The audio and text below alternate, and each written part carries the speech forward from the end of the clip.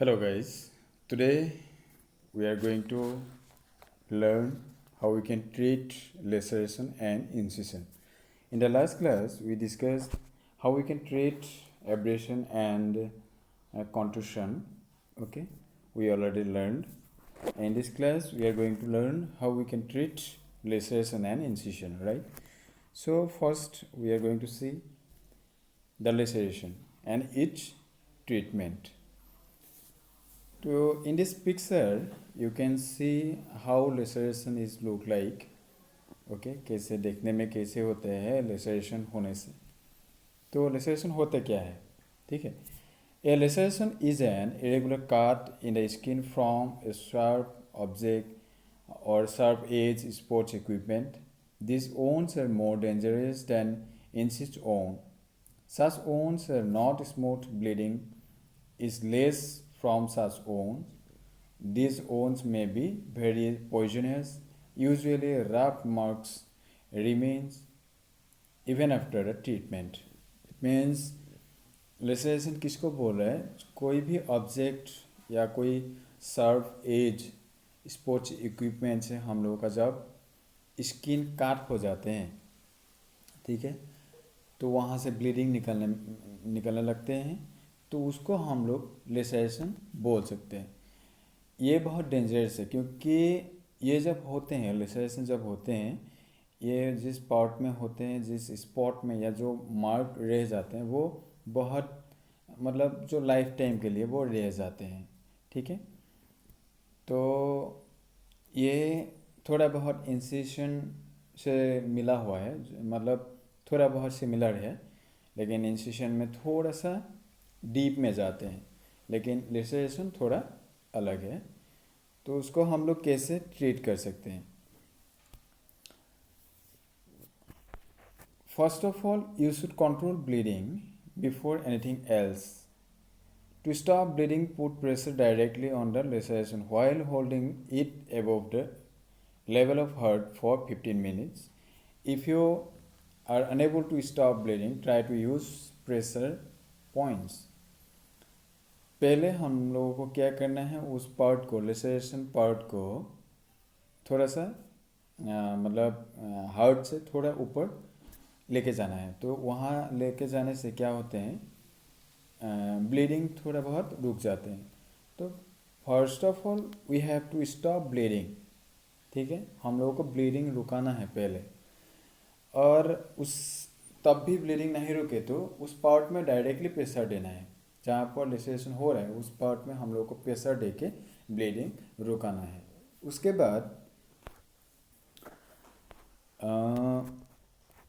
once bleeding has stopped, wash the laceration with warm water and mild swab. If bleeding starts again, repeat step one. उसके बाद क्या करना है, warm water लेके उस part को थोड़ा क्लीन करना है, अच्छे से क्लीन करना है। उसके बाद भी ब्लीडिंग जब फिर से निकलने लगते हैं, तो जो फर्स्ट स्टेप में हम लोगों ने देखा था, जैसे ब्लीडिंग रोकने को बोला था, तो वही स्टेप हम लोगों को फिर से अप्लाई करना है, ठीक है। Next assess and see if the lesion requires stitches.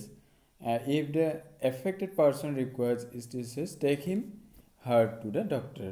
It means stitches means सिलाई जब करना पड़ता है ना, कभी कभी बहुत बड़ा जब घाव बन जाते हैं, या जब काट बहुत बड़ा एक काट मतलब हो जाता है स्किन में, तो उसमें सिलाई का ज़रूरत पड़ जाता है या स्टिचेस का ज़रूरत पड़ जाते हैं। तो उस टाइम हम लोगों को क्या करना है, डॉक्टर के पास लेके जाना है इंडिविजुअल को। तो नेक्स्ट आता है, for simple lacerations which do not require stitches use antiseptic ointment. तो जब स्टिचेस का किसी इंडिविजुअल को ज़रूरत नहीं है, तो या लेसरेशन पार्ट को इंसिशन का ज़रूरत नहीं है, तो उसमें या उस इंडिविजुअल को एंटीसेप्टिक ऑइंटमेंट हम लोगों को प्रोवाइड करना है या डॉक्टर के द्वारा प्रोवाइड करना है, ठीक है। तो next, cover the laceration with sterile gauze and wrapped with roller gauze. Clean the laceration whenever you change the dressing. तो उसके बाद लेसरेशन पार्ट को हम लोग को गोज बैंडेज के द्वारा कंप्रेशन करना है या उसको बांध के रखना है।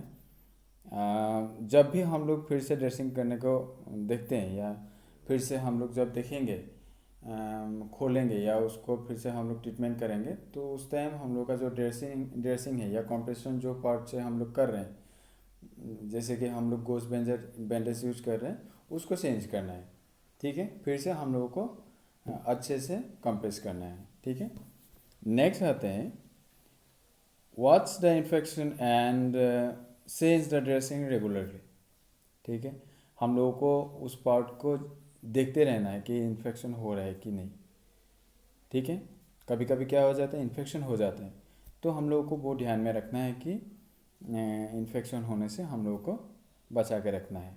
ठीक है, तो जब हम लोग खोलेंगे उसके बाद हम लोगों का जो ड्रेसिंग है वो चेंज करना है रेगुलरली। ठीक है, उसके बाद आते हैं take pain killer if pain persist. तो पेन जब आ जाते हैं या कभी कभी ऐसा होता है कि पेन बहुत ज़्यादा हम लोगों को डिस्टर्ब करते, तो हम लोग को क्या करना है, वो पेन किलर हम लोग यूज़ कर सकते हैं। इस स्लाइड में तुम लोग देख सकते हो कि गोज बैंडेज क्या है। ठीक है, फर्स्ट पिक्चर में गोज बैंडेज, इसको हम लोग गोज बैंडेज बोलते हैं। तो नेक्स्ट आते हैं स्टिचेस, ये जो आप सिलाई करते हैं ना उसको हम लोग स्टिचेस बोलते हैं।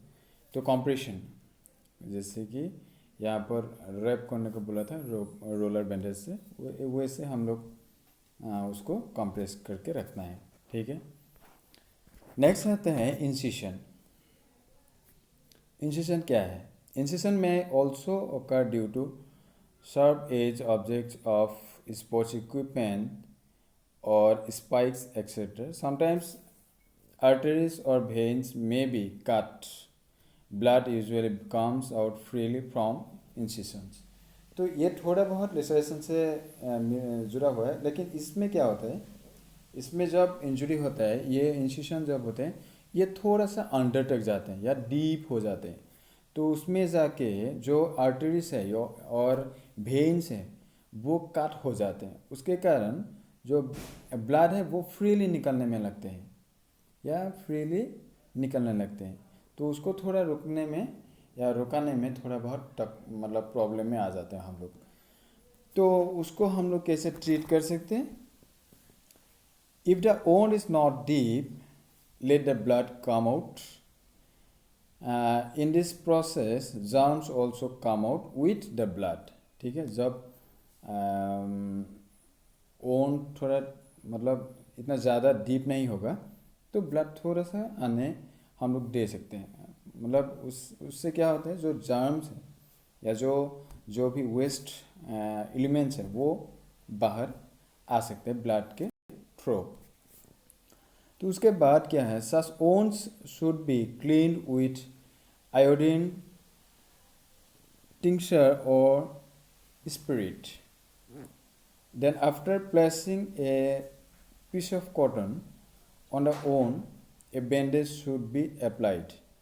ठीक है, तो वो जब हम लोग क्लीन करते हैं तो उसमें हम लोग क्या यूज़ करते सकते हैं, कॉटन कपड़ा है ना, तो वो भी यूज़ कर सकते हैं या बैंडेज यूज़ कर सकते हैं। ठीक है, in such process dirt should not enter into the wound. ठीक है, जो डर्टी है या जो वेस्ट एलिमेंट्स है वो अंदर नहीं जाएंगे। In case of excessive bleeding the bandage should not keep tight, sorry the bandage should be keep tight. ठीक है, जब ब्लीडिंग नहीं रुक रहा है, ठीक है, एक्सेसिव ब्लीडिंग हो रहा है, तो हम लोग क्या करेंगे, जो बैंडेज हम लोग यूज़ कर रहे हैं वो बैंडेज हम लोग थोड़ा बहुत अंदर तक टाइटली हम लोग लगा देंगे। ठीक है, if the wound is too deep a doctor should be consulted immediately. ठीक है, जब ये wound या वो इंजरी बहुत डीपली हो रहा है तो हम लोग डॉक्टर के पास जाएंगे। फर्स्ट हम लोग को क्या करना है, जब ये लेसरेशन हो या इंसिशन हो रहा है, फर्स्ट हम लोग का काम है उसको क्लीन करना। ठीक है, क्लीन करने के बाद ब्लड रुकाना। ठीक है, ब्लड रुकाने के बाद हम लोग को क्विकली डॉक्टर के पास जाना है। तो डॉक्टर उसके बाद जो भी मतलब हम लोगों को बोलेंगे उसको हम लोगों को फॉलो करना है, ठीक है।